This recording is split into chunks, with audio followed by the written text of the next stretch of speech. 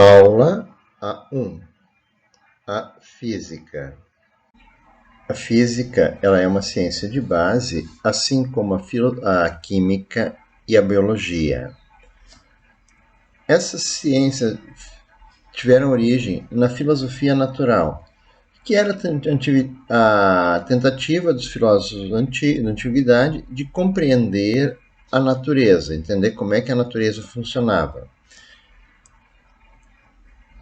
A física é uma ciência natural que se vale da matemática para expressar as suas leis. Então, por isso a sua forte relação com a matemática, porque quase todas as leis físicas são expressas de maneira matemática, por meio de equações, gráficos, para poder então fazer as suas predições. E ela é a base para um desenvolvimento tecnológico. Então, as ciências tecnológicas, engenharias, buscam na física a informação necessária para desenvolverem as suas tecnologias. A física em si só não busca o desenvolvimento de tecnologias, ela é movida pela curiosidade. Então, a física busca simplesmente entender como a natureza funciona. Ao conseguir compreender o funcionamento da natureza, ela fornece bases para que as ciências tecnológicas desenvolvam novas máquinas, novos métodos, e esses desenvolvimentos tecnológicos, por sua vez, realimentam a física, permitem que a física faça novas experiências. Então, não é que ela esteja desligada das ciências tecnológicas. Ela ajuda as ciências tecnológicas a ter a base para um desenvolvimento e recebe dela ajuda para buscar novas informações, fazer novas pesquisas. Mas não há um limite claro entre a física, a química e a biologia. Essas três ciências podem estudar o mesmo assunto. O que as diferencia é o seu método. O método com cada ciência busca as explicações para suas perguntas sobre um determinado assunto. Então, as características do método usado pela física para fazer as suas investigações. Primeiro, ela parte da observação e da experimentação. As duas situações não se separam. Em primeiro lugar, ela faz as suas observações e, a partir disso, experimenta em que circunstâncias aquelas observações podem se repetir. E, a partir disso, vai formular fazer abstração e indução de teorias e leis que possuem o seu domínio de validade. Então, leis e teorias não se separam de observação e experimentação. Para poder observar, você tem que ter já uma teoria. Não adianta simplesmente observe a natureza. Se você não tem noção do que observar, o que buscar enxergar, você não vai conseguir fazer uma observação. Então, não é possível separar a teoria da observação. Mas, em princípio, a física então vai partir da observação, vai tentar observar um fato, fazer experimentações para ver se aquele fato vai se repetir. Dali ela vai abstrair dados, informações, para entender esse fato e induzir uma lei ou uma teoria que explique esse fato. A partir da indução desta lei, ela vai poder repetir as observações, fazer novos experimentos para ver se ela se confirma. E assim vão se consolidando as leis da física, que são depois estudadas nos livros didáticos e nas aulas de física para dar a base para novas pessoas que vão tentar entender a física. Mas sempre é preciso entender que cada lei, cada teoria tem o seu domínio de validade, isto é, as condições, as situações em que a determinada lei, a determinada equação pode ser usada. Então, isso vocês vão perceber nas cinemáticas, existem momentos em que você vai ter que usar as equações do movimento retilíneo uniforme, tem situações em que você tem que usar as equações do movimento uniformemente variado. Então, cada lei tem o seu domínio de validade, as condições em que ela é válida. Ela pode ser usada para descrever o fenômeno. Então, a física ela está organizada em ramos. Os ramos não são uma questão natural, elas são, na verdade, uma divisão artificial que visa organizar o ensino e a aprendizagem. Não adianta eu começar a fazer que nem na sala de hoje, que eu estou falando de toda a física. Passa bastante informação, mas para você aprender, estudar, você tem que ir aos poucos. Então, isto leva a uma organização da física em ramos. Então, esses ramos principais são a mecânica clássica, termodinâmica, ondas, óptica, eletromagnetismo, relatividade, mecânica quântica, entre outros. Também essa divisão não é estanque. As ondas poderiam ser incluídas na mecânica clássica. A mecânica clássica poderia ser dividida em cinemática, em dinâmica, em hidrostática, em estática. Então, depende de como cada professor deseja ensinar, ele pode reorganizar estes ramos, esses pontos que ele vai abordar a física. E também não há um limite claro entre os ramos da física. Então, um assunto que está na mecânica também pode ser estudado daqui a pouco na termodinâmica. Se você quer estudar, por exemplo, um motor mecânico, você tem a parte da termodinâmica, de como é que a energia térmica, o calor, vai ser convertido em movimento, mas tem toda a estrutura mecânica que tem que ser compreendida também para o funcionamento deste motor. A eletricidade também para fazer motor de arranque e gerar faísca que vai fazer a explosão acontecer.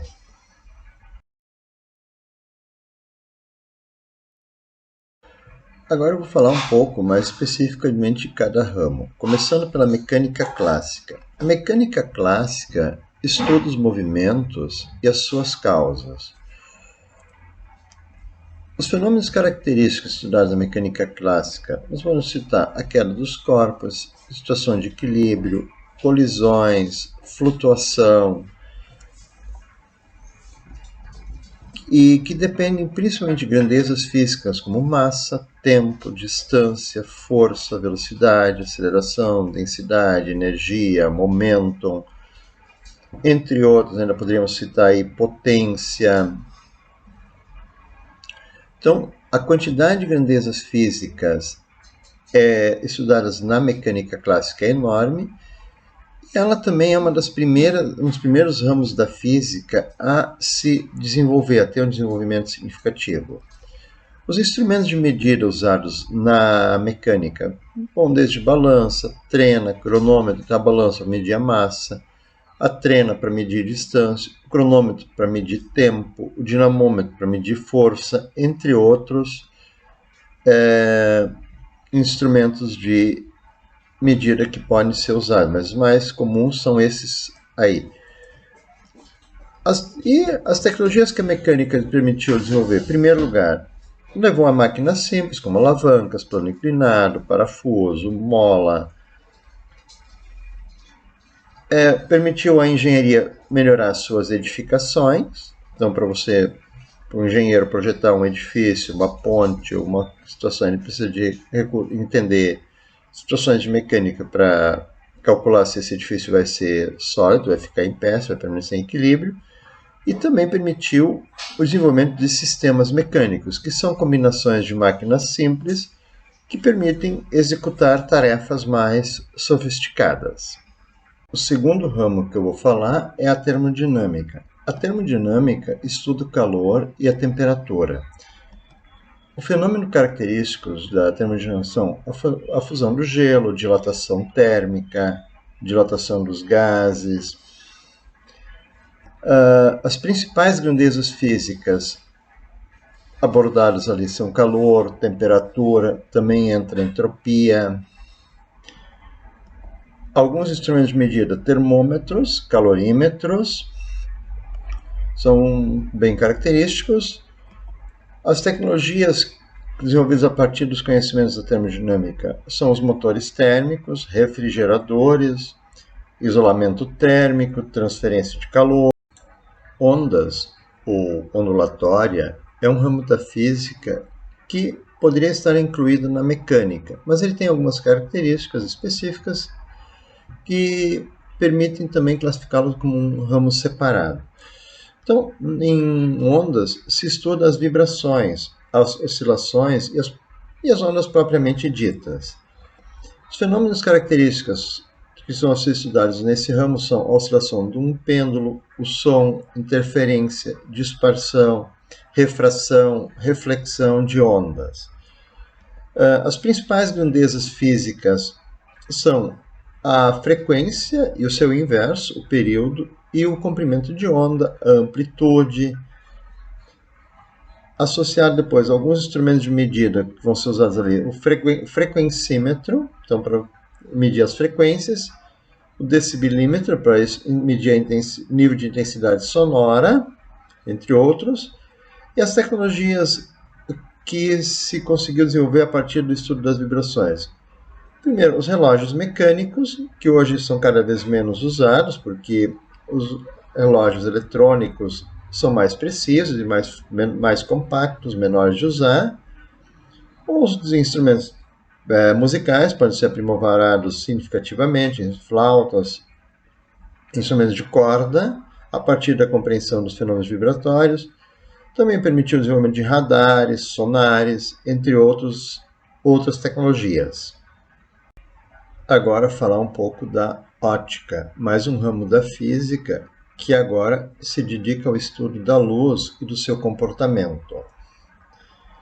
Fenômenos característicos da óptica são a reflexão da luz e a refração.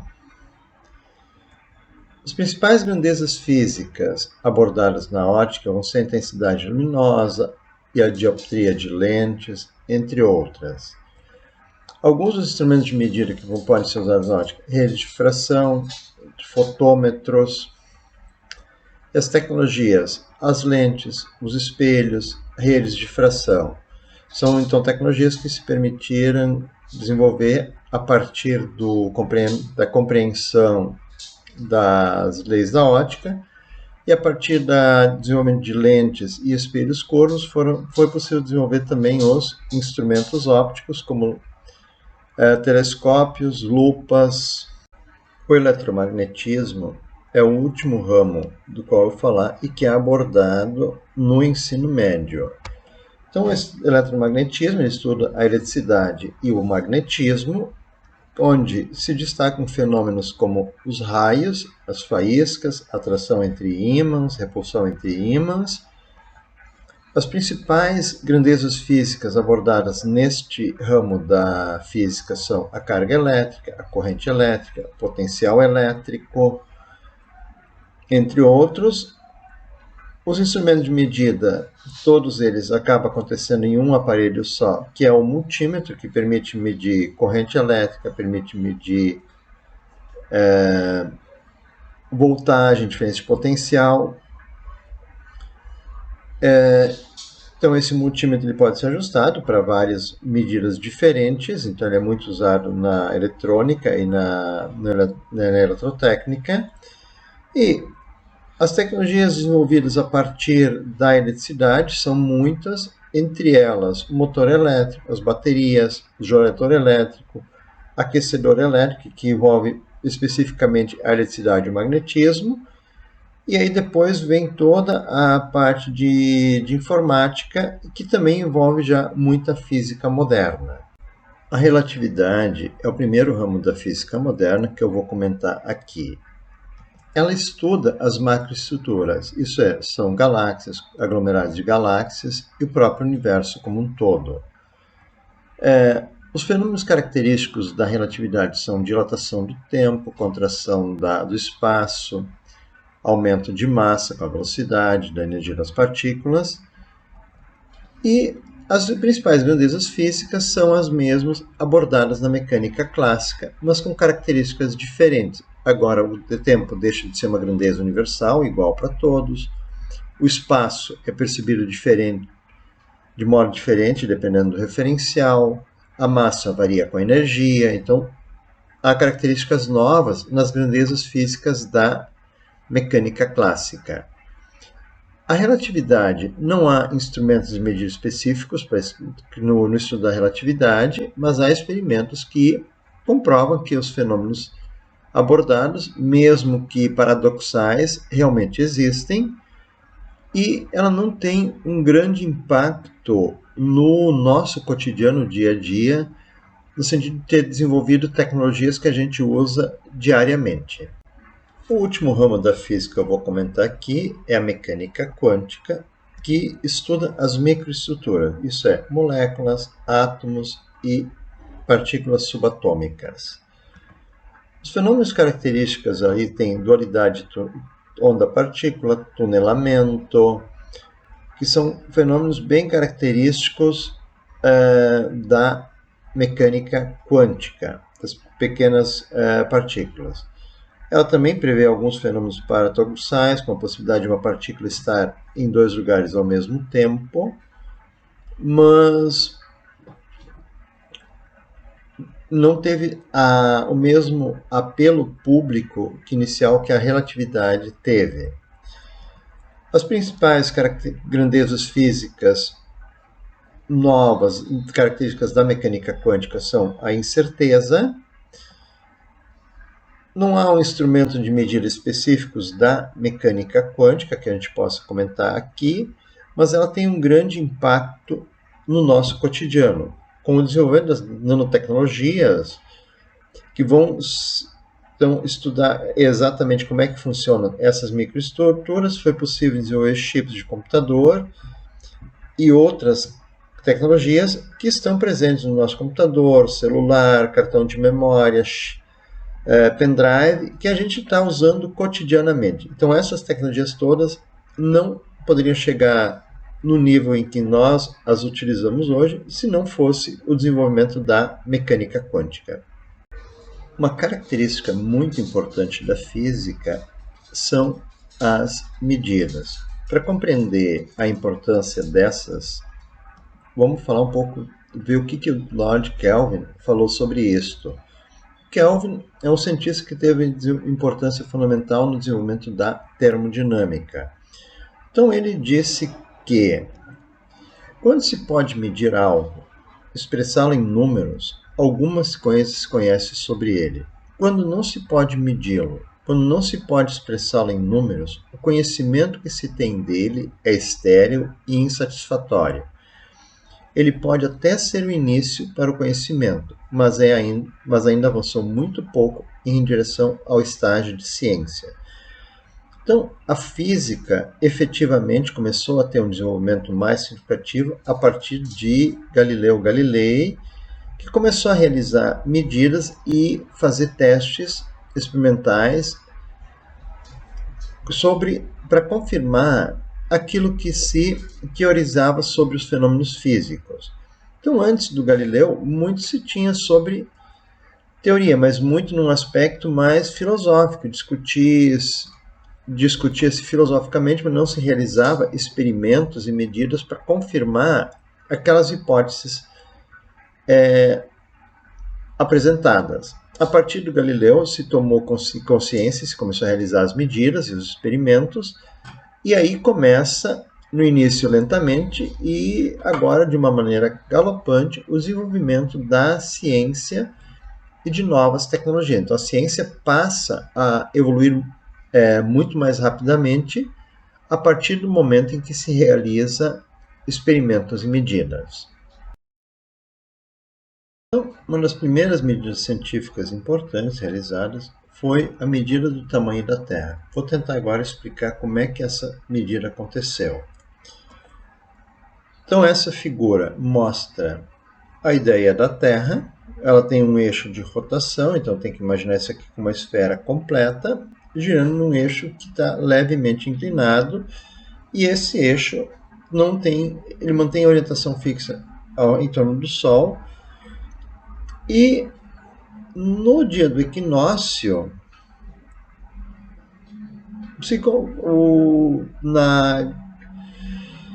em Siena, em Alexandria, na Biblioteca de Alexandria, que era um centro de pesquisa muito importante da antiguidade, se sabia que em um certo poço localizado ao sul, na cidade de Siena, no dia do equinócio, os raios solares, e somente no dia do equinócio, os raios solares atingiam o fundo de um poço muito profundo. Isto é, os raios solares incidiam perpendicularmente à superfície da Terra naquele ponto.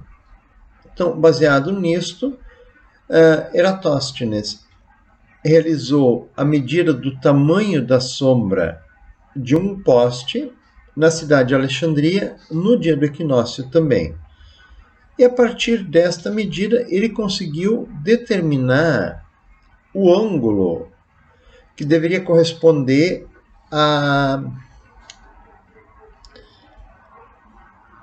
aos raios que unem Siena e Alexandria. Ou seja, a fração de volta desse espaço aqui. Então, realizando a medida entre Alexandria e Siena, isso foi realizado numa caminhada de quantos passos tinha. Eratóstenes conseguiu calcular o perímetro da Terra. Então, essa foi a primeira realização de uma medida do tamanho da Terra.